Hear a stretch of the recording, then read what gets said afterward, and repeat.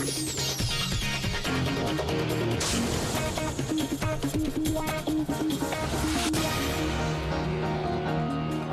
and welcome to Crosstalk. I'm Peter Lavelle. Kicking the can down the road. This is how many see the recent negotiations in Moscow regarding Iran's nuclear program. Are the Western powers negotiating in good faith? Is Tehran? Were these talks designed to fail in the first place? And is a military strike only a matter of time?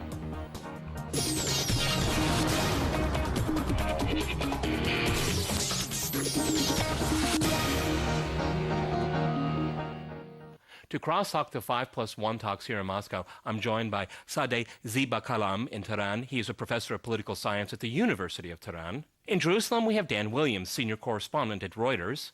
And in Stanford, we cross to David Henderson. He's a research fellow with the Hoover Institution. All right, gentlemen, crosstalk rules in effect. That means you can jump in anytime you want. David, if I can go to you first in Stanford, because you got up earliest for the program.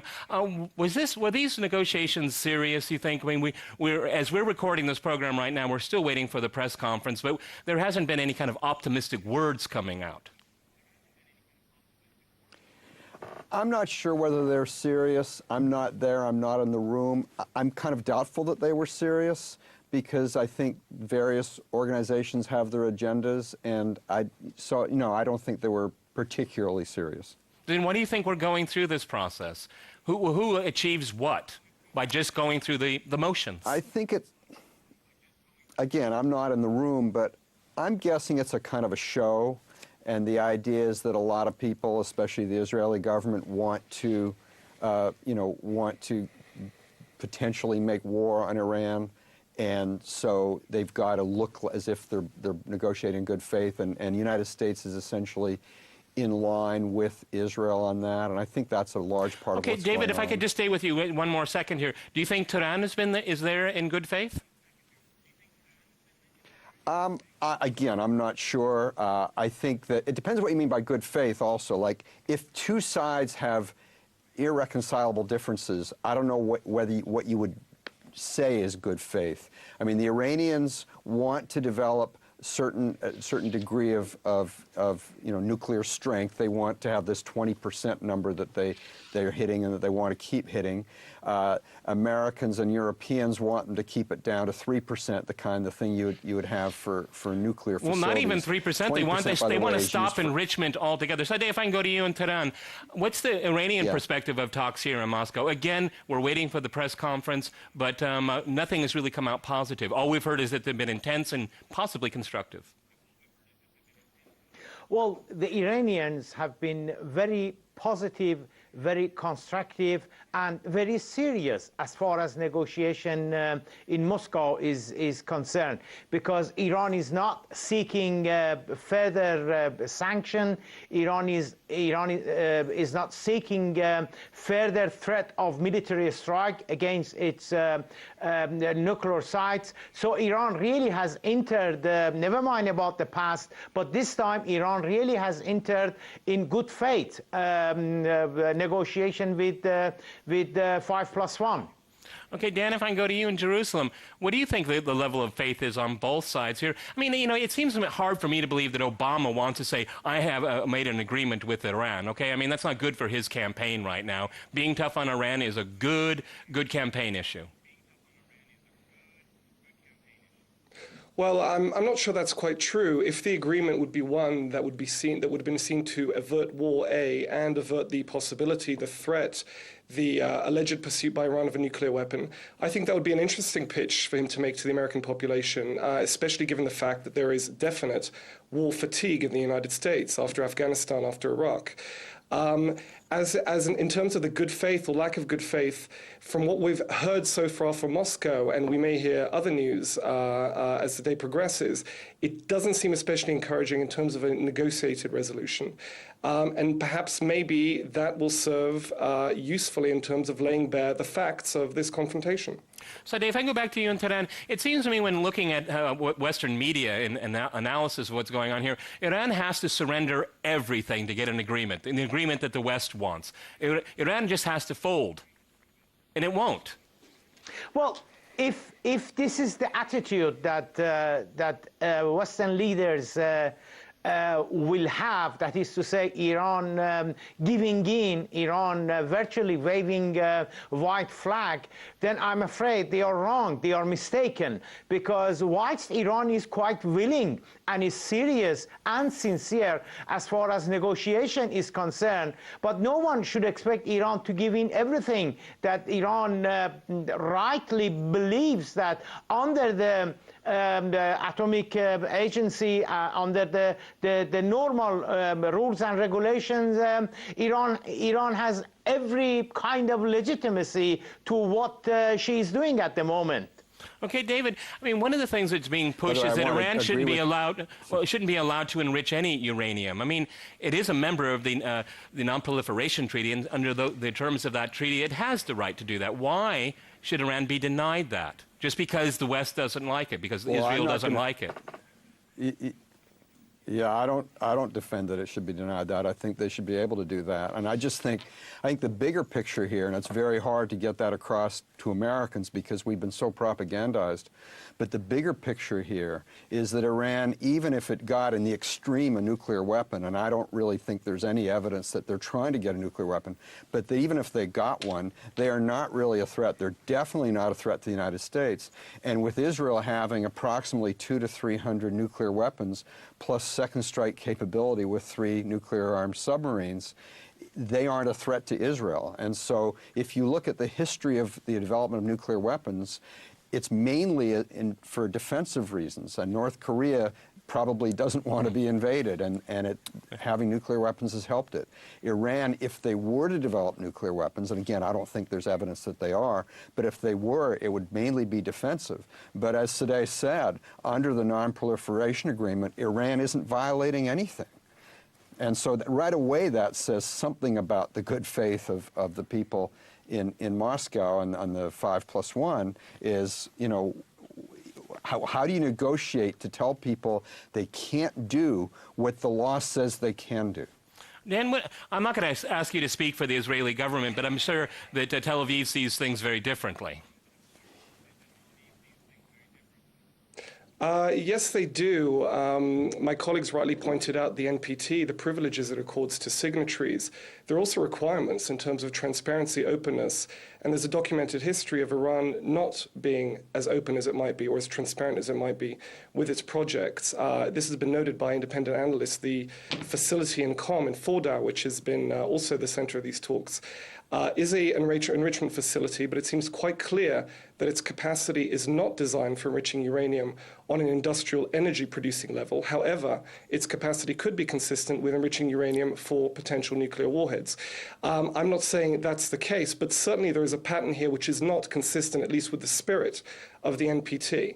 As for the geostrategic, the military overview that David gave, I'll leave it to him. I think also part of the pressure here is not just because of the actions or inaction of Iran as an NPT signatory. I think it comes hand in hand with its public posture, regional issues towards its Arab neighbors, towards Israel, some of the rhetoric that hasn't been welcomed in Israel or among Israel's allies. So hand in hand, I think the impression has been less positive, less clement than might have been presented so far in the program. Sadeh, if I can go to you in Tehran, I mean, it seems to me that Iran's nuclear program is the most researched, the most studied, the most everything you can conceive of regarding the IAEA, but still Iran has said is called not transparent. Why? Well, that goes to the heart of the issue. Many Iranians believe that Iran is being deliberately punished by the West because of its political stance, not for her nuclear program. In fact, the Iranian nuclear program for many Iranians have turned into a nationalistic issue, because many Iranians, even those Iranians who are critical of the Islamic regime, they feel that really they are being punished for political reason by Washington, by London, and by the rest of the European powers. Iranians believe that we have been transparent as much as we could have possibly been. Now, on a number of occasions, IAEA inspectors have demanded to look and to search and to go and to visit sites and places that have nothing to do with nuclear, with the Iranian nuclear program. And because of this behavior, Iranian feels that we are being punished by the West for our political stance, for our political attitude, and not for our nuclear program. David, what do you think about that? Because it's never really presented that way in Western media. Iran's just a demonized country in Western media. That's the long and the short of it here. And they've been for 30 years portrayed as an enemy of the United States. Is Iran an enemy of the United States? Well, it's not my enemy. And I don't think it's in a literal sense an enemy of the United States either. And I think the problem is a lot of Americans start their history with Iran on November 4th, 1979. When the embassy, the U.S. embassy, was taken over in Tehran, which is a pretty bad day. What they don't start with, Jim Woolsey talked at the Naval Postgraduate School, where I'm an economics professor, a few years ago, and he said the war with Islam started in 1979. Those are interesting words in themselves, the war with Islam. But I stood up and said, Mr. Woolsey, I think you're off by 26 years. I think it started, to the extent there is a war, and I don't think, it's not a total war by any means, but it started in 1953 when Eisenhower was the newly elected president of the United States, and two CIA people in the CIA gave money to people to try to stir up dissent and help overthrow Mossadegh. And most Americans don't even know about that. And I think if they did know about that, they'd be a little more on the fence about some of this stuff. But they don't. We're handed a lot of propaganda in our media, even private media, and there isn't a lot of understanding out there among Americans. All right, gentlemen, I'm going to jump in here. We're going to go to a short break, and after that short break, we'll continue our discussion on Iran. Stay with RT.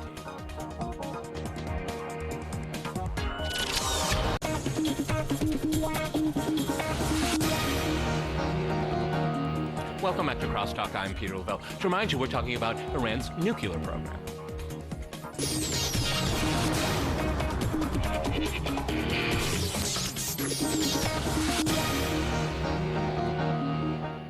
Okay, Dan, I'd like to go back to you in Jerusalem. A former negotiator for Iran said that a few days ago that what the Americans and its Western allies want from, or willing to give Iran, are peanuts, and they want diamonds from Iran. But the preconditions of the talks here, I mean, if you sit down and have talks with us and you lower enrichment, we won't punish you anymore, okay? I mean, what kind of negotiating stance is that?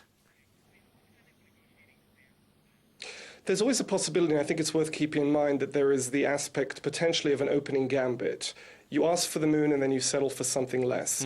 I think there's some evidence to indicate that while the P5+1 have talked about an outright end, an outright rolling back of uranium enrichment, it seems very clear that their focus for now, and potentially for the foreseeable term, is the 20% enrichment, the higher percent enrichment, which would potentially bring Iran exponentially closer to weapons-grade uranium, should it make that step. So again, one has to keep in mind that the dynamics of negotiation, especially with a country like Iran, that's proven very adept at long-term negotiating. I think we'll see, especially the outcome of these talks, where things stand. So, Dave, if I can go back to you in Tehran, Can I just go ahead, David. You want to jump in? Oh, yeah, yeah, Peter, I just want to point out, exponentially is a strong word. You get from 3 to 20 and you get to 20. But weapons grade is 20 to 90 plus, so it's not just like that's a slam dunk. That's a very, very expensive process. Okay, so Dave, well, that's a very good point there. But if Iran is doing it all under the law... the metrics... So, David, forgive me, but... Go ahead, Dan, jump in. That's David, the whole point of the program. Go ahead. Off. It's 40 to 80% easier. It's considerably easier to enrich from 20% to above 90% than it is from 3%. The metrics are off. We're talking in exponential terms here. I mean, that's proven. That's a matter of scientific fact. Okay, so Sadeh, I wonder... Should Iran be interested in doing that? That sounds implausible, but I'll check that. Go ahead, Sadeh, go ahead. I'm not good at math. I'm not good at math. Okay, go ahead, and I'm not a physicist. Go ahead. Go ahead. Can I just add one sentence as far as the 20% is concerned, the 20% enrichment is concerned? Iran actually was forced to opt to go for producing 20% because Iran has a scientific nuclear reactor in the north of Tehran. The American built that. Yeah. The American installed that about 45 years ago. And the fuel which Iran needs for that reactor is 20%. Now, Iran literally begged the Atomic Agency for the 20% enriched uranium, and no one gave Iran the 20%. So Iranian had to produce 20%. Now the Americans are saying, now the British are saying that, why have you produced 20%? And you must give that to that enriched 20% to us. No one says that Iran was forced to produce and to go for 20% production of enriched uranium. David, in Stanford, I mean, how is this approach, this carrots and sticks working? Because when you negotiate with someone, you want to have good faith. But, I mean, these negotiations are full of threats still, lots of threats. And there are circles in the United States and circles, certainly in Israel, that say the window of opportunity is closing. We have to attack soon. We've been hearing this for a long time now. Right, we have. And by the way, not just threats, but if you look at the sanctions, Sure. The sanctions are increasingly biting. And, you know, the whole idea of not allowing the Iranians to buy aircraft parts, which means that when people get on airplanes in Iran, they're putting themselves at greater risk than otherwise. Sanctions really do bite. And the problem, of course, is that the sanctions mainly hurt the average Iranian who has has very little effect on his government, just as we in the United States as individuals have very little effect on our government. And so, I think even more so there in Iran. And so it's really kind of trying to punish innocent people so that those innocent people will go after the leaders of Iran, and that's problematic. And Dan, in Jerusalem, what about, if the sanctions are working, that's why the Iranians have come to the table, et cetera, then why just settle for sanctions, Why all the violent rhetoric about attacking Iran, the violence is still on the table, et cetera, et cetera? Why just let the sanctions work if they're working? Peter, if you're stating that the sanctions are working and that's why the Iranians came to the table, that would appear to clash with what David just said, that this is basically a toothless punishing of the Iranian people. There's an interesting disagreement there. Oh, no, I didn't say it's toothless. Perhaps that is the case. Dan, I didn't say it's toothless. I said toothless in terms of changing policy. The policymakers have sent the negotiators. Oh. Clearly, they've been affected. You suggested the sanctions aren't affecting the policymakers. Okay. that's what I'm saying. I don't think, punishing the people... No, but I think, gentlemen, is, will sanctions force regime change there? I think that's the difference of opinion here, and it probably won't happen, okay? Sanctions alone won't do that. Well, I'm not sure about that, but I'm talking more, somehow maybe I didn't communicate clearly. I'm talking about the injustice of it. I think it's incredibly uncivilized to hurt innocent person A, so innocent person A will go after guilty person, potentially guilty person B. I just think that is not the method, that is not the language of a civilized society. Dan, would you like to reply to that? Again, I report on the situation. I'm sure that if David has a better way of settling some very serious difference about Iran's nuclear policies, other than sanctions, other than wars, I'm sure there'd be plenty of policymakers who would happily hear him out. I said in Tehran, how much longer can this go on? I've been advocating better ways for... Okay, I was going to ask, it was pointed out on the program that the Iranians are very good at negotiating, long-term negotiations. How much longer is this going to go on in your mind? Ad infinitum? Well, as I said at the beginning of our program, Iran is really sincere. Iran is quite genuine. Iran is not wasting time. Iran is not buying time, as some Western media suggest. Iran is serious because it's a reality. It's a fact that sanction is hitting Iranian people. There are some 75 million Iranians that have been suffering for many years as a result of sanctions. Although the Western leaders say that sanctions is aimed against the Islamic regime, but I'm sorry, the sanctions are hitting innocent Iranian people, not the Islamic regime. David, if I were Iran, by the way, if I were Iran, I would want Peter? nuclear weapons. I would want one, okay? After all of the threats, after decades of threats, you know, hundreds of military bases around the country, I would want one for security. What's wrong with that? I don't think there's anything wrong with that. I mean, I'd like every country in the world not to have nuclear weapons. Okay. In that, I agree with my Hoover colleague, George Shultz. But short of that, as long as a lot of countries have them, as long as a lot of countries threaten to invade or bomb other countries, I can certainly understand why a particular government would want nuclear weapons. And to get back to the point Dan made, look, I'm not saying I have a better way to have Iran not to have a nuclear program. I'm saying Iran's nuclear program is not a threat. And so, and I don't think there are many politicians here other than Ron Paul who are paying attention, who are saying those kinds of things. In America, everyone takes as given that Iran's threat is, Iran having nuclear weapons is some kind of existential threat to the United States or Israel, and I don't think it is. And so, no, there aren't a lot of politicians listening to me, because ever since 9/11, there's just been such a climate of fear in the United States that people just think of anything anywhere in the world as somehow being a threat to the United States. Dan, you know, I think it's very interesting, is that, and I can understand a country like Israel that wants its security. Okay, fair enough. The United States wants its security. Fair enough. Why can't Iran have its security? And it's being asked to always compromise. No one else does. I think if you're talking about Iranian security, every country has a right to its security. Again, it's not really my opinion to air here, but the fact is that Iran signed a very, very solemn document, a voluntary document called the NPT, undertaking not to pursue nuclear weapons in exchange for access to peaceful nuclear energy. And I think it's important not to be blithe about the very real possibility that the NPT, which is already threatened by North Korea's actions, could collapse completely. I mean, post-World War II security in the modern world, this is one of the pillars of that security and stability, such as it is.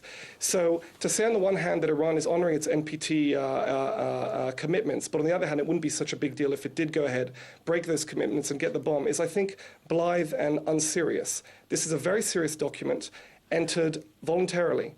And I think people who sign it, countries that sign it, should be kept to it. Okay, so Dave, what about Iran's security? Yeah, go ahead, David, real quick. Go ahead. Yeah, well, okay, so what if the Iranian government got out of that agreement? I don't think there'd be all these people around the world saying, oh, that's great, they aren't breaking an agreement anymore.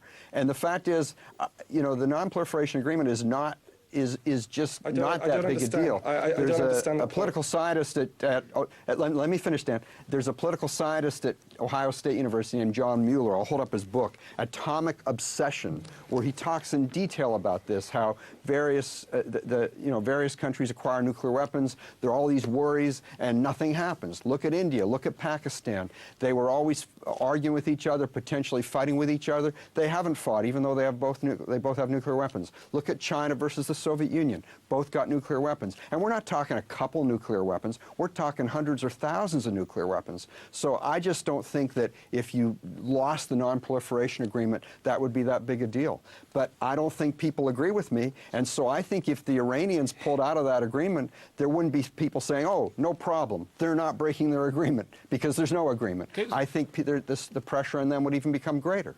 So Dave, if I could finish the program with you in Tehran, what's the next step?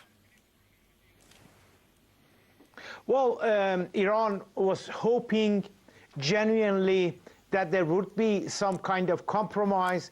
Iran is obviously prepared to have compromise, to give concessions, and but Iran needs something in return. It would be wrong to expect that that all the concessions be made by Iranians. Okay, gentlemen, I'm going to have to jump in here. We've run out of time. Very interesting discussion here. Many thanks today to my guests in Tehran, Jerusalem, and in Stanford. And thanks to our viewers for watching us here at RT. See you next time, and remember, crosstalk rules.